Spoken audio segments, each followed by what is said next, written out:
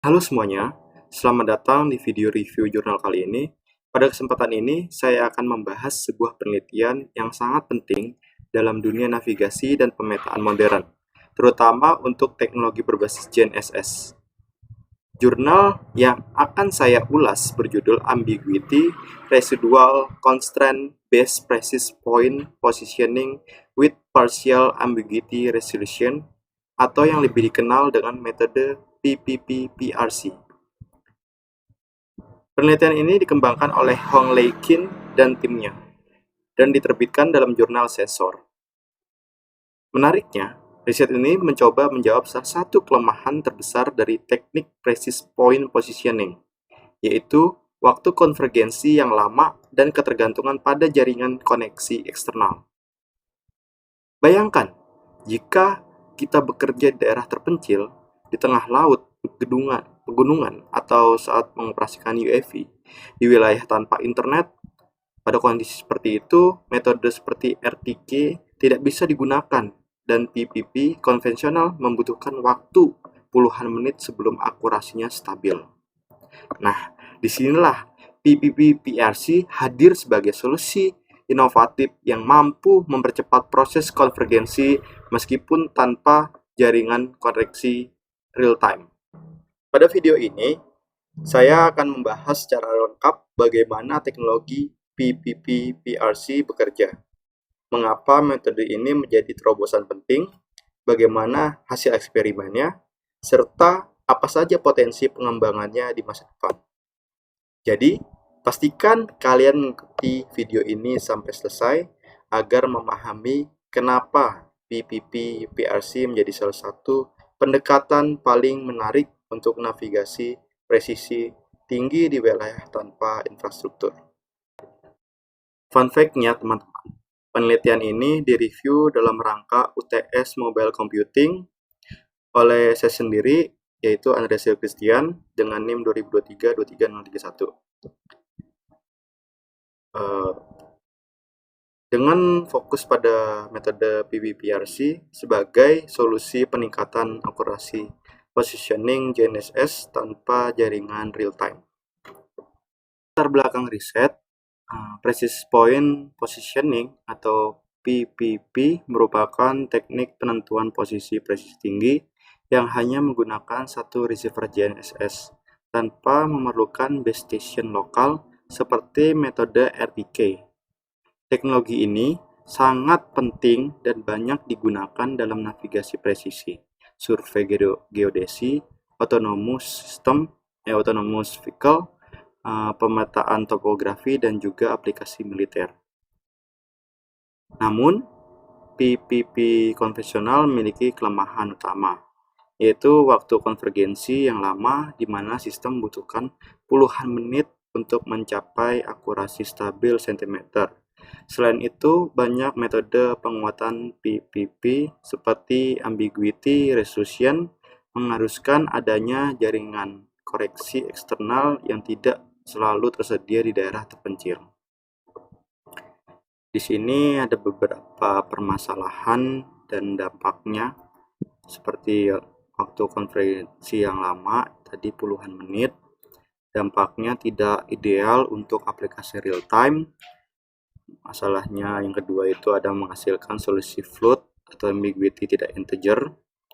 Dampaknya akurasi lambat meningkat. Yang tiga itu ada butuh koreksi jaringan atau PPP-ER. Dampaknya tidak dapat dipakai di daerah terpencil. Kemudian kita lanjut. Nah, pada ilustrasi Precise Point Positioning, di sini terdapat satelit. Ini ada gambar pesawat dan gambar radar. Jadi satelit ini atau radar ini meminta request sinyal kepada satelit meresponnya, balikan. Nah, setelah dibalikan, radar ini mengembalikan lagi dan satelit mengirimkan kepada receiver tunggal, yaitu pesawat. Jadi kenapa pesawat itu harus terdeteksi oleh radar? Ya karena dia menerima sinyal dari satelit ini. Karena kesimpulannya pesawat ini menjadi receiver tunggal, sekali lagi saya bilang. Pada metodologi penelitian, ini mengusulkan metode PPP-PRC, yaitu Precise Point Positioning dengan Partial Ambiguity Resolution, menggunakan Ambiguity Residual Constraint. Metode ini bekerja dengan beberapa konsep utama. Yang pertama, sistem mengestimasi Fractional Cycle Bias atau FCB secara mandiri di receiver tanpa memerlukan jaringan eksternal. Yang kedua itu metode ini tidak melakukan full ambiguity fixing, melainkan hanya memperbaiki sebagian ambiguity yang dianggap aman. Yang ketiga, pemilihan ambiguity yang bisa di-fix dilakukan menggunakan residual constraint. Salah satu inovasi paling penting dari penelitian ini adalah mempercepat update FCB dari 15 menit ke 5 menit, sehingga PPP-PRC dapat bekerja lebih mendekati kondisi real time.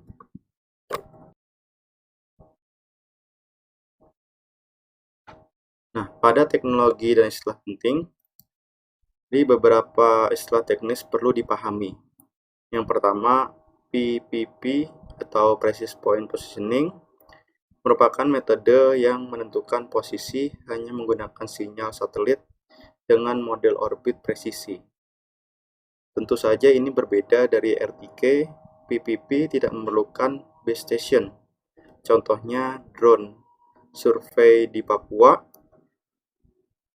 tetap bisa mendapatkan hasil akurat meski tidak ada stasiun course terdekat. Kemudian yang kedua itu ada Fractional Cycle Bias atau FCB. Itu merupakan bias pecahan pada fase carrier yang membuat nilai ambiguity tidak bisa langsung dianggap sebagai bilangan bulat atau integer. Jadi analoginya bisa kita lihat bahwa misalnya kita mau jawab 5 kali 3 itu 15, tapi orang ngasih angka awalnya 15,4, kita jadi ragu apakah itu 15 atau 16 aslinya. Berikutnya, dalam konsep partial ambiguity resolution, tidak semua ambiguity harus di-fix menjadi integer. Hanya ambiguity yang memenuhi syarat residual yang akan di-fix. Misalnya dari 10 satelit, hanya 6 yang bersih dan di-fix, sisanya float. Maaf, tadi saya salah sebut. Dari 10 satelit hanya 6 yang bersih dan di-fix, sisanya float. Nah, untuk menentukan apakah ambiguity aman di-fix, digunakan ambiguity residual constraint dibandingkan dengan batas threshold, dan berdasarkan hasil penelitian, threshold optimal adalah 0,2 cycle. Permasalahan utama dalam riset ini adalah kesulitan menerapkan ambiguity resolution secara penuh tanpa jaringan koreksi. Ambiguity fixing yang tidak aman dapat menyebabkan misfix yang berpotensi menghasilkan akurasi posisi yang jauh lebih buruk dibandingkan solusi float. Oleh karena itu, ER harus dilakukan secara selektif dengan mempertimbangkan threshold residual. Jadi permasalahan yang dihadapi di sini yaitu float PPP lambat konvergensi, serangannya butuh 30 menit untuk stabil, metode ER butuh jaringan tidak bisa digunakan di hutan ataupun samudra. FCB single receiver tidak stabil, menyebabkan fixing salah tanpa kontrol. ER bisa menurunkan akurasi. Keterangannya bukan memperbaiki karena tidak terkontrol tanpa kontrol, sehingga bisa menurunkan akurasi. Oh ya, yang tadi saya bilang, ER perlu dilakukan selektif dan berbasis threshold. Kemudian kita lanjut. Kontribusi terbesar riset ini adalah menghasilkan metode yang mampu mempercepat konvergensi PPP tanpa memerlukan infrastruktur jaringan. Pendekatan PPP PRC menjaga kualitas estimasi posisi tetap stabil sambil menghindari risiko kesalahan fixing yang biasanya terjadi pada metode ER penuh.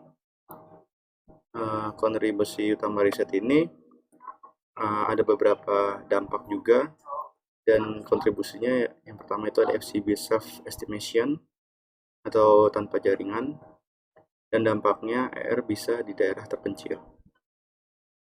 Yang kedua ada update FCB 5 menit, jadi dampaknya ER bisa digunakan real time atau secara langsung.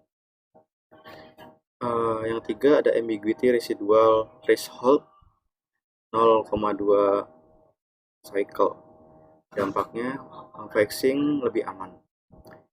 Yang terakhir, mengurangi waktu konvergensi hingga 26%, dampaknya lebih usable di lapangan. Nah, kemudian kita lanjut lagi, metode pemecahan masalah. Jadi, rincian metode PPP-PRC terdiri dari 5 langkah utama. Yang pertama, sistem melakukan estimasi FCB secara lokal menggunakan satu receiver atau receiver standalone. Yang kedua, residual ambiguity dihitung. Yang ketiga, ambiguity diseleksi berdasarkan threshold residual. Yang keempat, ambiguity yang lolos kriteria akan di-fix sebagian untuk memperbarui perhitungan PPP. Yang terakhir atau kelima, estimasi posisi dilakukan melalui Kalman filter atau Kalman filter. Jika residual suatu ambiguity melebihi threshold, maka ambiguity tersebut tetap dipertahankan sebagai float. Nah, secara sederhana, alur proses PPP-PRC dimulai dari raw GPS ya, raw GPS. Nah, kemudian dilanjutkan ke estimasi FCB. Terus ada perhitungan residual. Kemudian ada seleksi ambiguitas dan fixing sebagian ambiguity atau fix partial. Dan terakhir update solusi PPP melalui Kalman filter. Kita lanjut ya. Nah, pada evaluasi dan hasil eksperimen, peneliti menggunakan data dari 22 stasiun global, baik dalam mode post processing maupun real time. Tim dengan interval sampling 30 detik. Untuk mode processing, PPP-PRC mampu mempercepat waktu konvergensi dari 32,3 menit menjadi 27,2 menit atau peningkatan sebesar 15,8%. Untuk hasil real time-nya, peningkatan lebih signifikan, waktu konvergensi diturunkan dari 49,7 menit menjadi 36,6 menit atau percepatan sebesar 26,4%. Jadi peneliti mencatat bahwa PPP-PRC memberikan peningkatan paling besar ketika solusi fluid masih belum stabil. Sebaiknya jika solusi fluid sudah stabil, metode ini tidak memberikan peningkatan yang signifikan. Berikutnya, pada ide pengembangan riset, penelitian ini juga memberikan beberapa rekomendasi untuk pengembangan lebih lanjut. Yang pertama, integrasi multi-gen SSS. Itu tujuannya untuk menambah jumlah satelit dan meningkatkan stabilitas bias fase.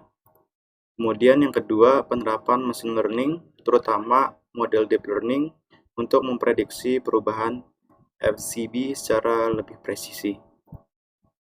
Yang ketiga, model hybrid yang menggabungkan PPP-PRC dengan PPP-RTK, sehingga sistem dapat otomatis menyesuaikan metode ketika jaringan tersedia ataupun tidak.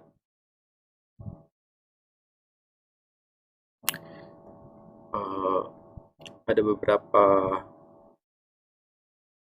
pengembangan, itu ada integrasi multi-gen SSS, prediksi FCB dengan machine learning. Yang terakhir ada mode hybrid PPP ke PPP RTK. Berikutnya, aplikasi. Jadi metode PPP-PRC memiliki potensi aplikasi yang luas, termasuk navigasi drone, kendaraan otonom, survei topografi di daerah terpencil, misi ekspedisi, serta berbagai aplikasi lain yang membutuhkan akurasi tinggi tanpa bergantung pada jaringan. Di sini ada beberapa bidang yang diantaranya ada pemetaan, UAV, maritim, dan militer. Jadi ada beberapa implementasinya, yaitu pemetaan diimplementasikan menjadi survei topografi pedalaman, maritim diimplementasikan sebagai navigasi kapal di Samudra Pasifik, UAV itu drone ya, UAV itu drone. Jadi monitoring perkebunan jauh dari course. Kemudian yang terakhir, militer diimplementasikan sebagai navigasi stealth tanpa ketergantungan network. Selanjutnya, pada bagian kesimpulan, PPP-RC merupakan solusi yang elegan dan efektif untuk mengatasi kelemahan, terutama PPP konvensional. Metode ini mampu mengurangi waktu konvergensi secara signifikan tanpa bergantung bergantungan pada jaringan koreksi eksternal, sekaligus menjaga akurasi dan stabilitas estimasi posisi. PPP-PRC bukan pengganti PPP-ER di area dengan jaringan kuat, namun menjadi teknologi yang sangat penting untuk operasi di daerah remote dan lingkungan dengan keterbatasan komunikasi. Jadi ada beberapa kesimpulan di sini. Jadi PPP-RC merupakan kompromi elegan antara akurasi dan ketersediaan data, mengurangi waktu konvergensi tanpa membutuhkan infrastruktur jaringan, efektif terutama saat solusi fluid awal masih buruk. Yang terakhir, tidak menggunakan atau tidak menggantikan PPP-ER di area dengan jaringan kuat, tetapi menjadi alternatif vital untuk operasi remote. Kemudian selanjutnya, terima kasih sudah menonton video ini. Semoga kalian yang menonton video ini sehat selalu, diberikan rezekinya, dan dilancarkan segala rencana yang baik. Salam sehat dan salam semangat. Saya Andres Christian. Sekali lagi saya mengucapkan terima kasih dan sampai jumpa lagi. Dadah.